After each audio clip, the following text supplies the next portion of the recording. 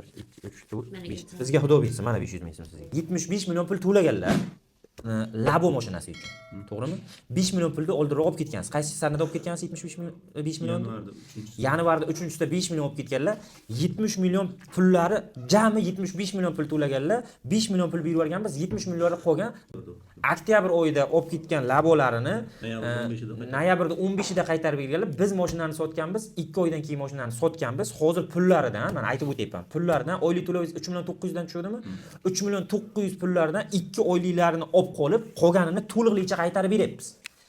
Mana shunaqa ishlardan ham juda charchaganligimiz uchun biz shu bugundan boshlab mashinalarga garantiya bermaymiz. O'zi bularga yangi mashina yangi mashina oldingiz bizdan. Labo. Yangi labo olib ketganlar. Lekin nima uchun qaytarib berdingiz mashinani? Soliqdan qarzdorlik chiqqan uchun. Soliqdan sizni qarzdorligingiz chiqqani uchun mani aybim yo'q endi. Bizni yo mashinamizda nuqsoni yoki qanaqadir kamchiligi uchun qaytardingizmi yoki sizni soliqdan qarzingiz chiqqanligi uchun mashinani qaytarib topshirdingiz, to'g'rimi? Shuning uchun hozir mana shu ishdan meni o'zim 10 million zarar qilyapman.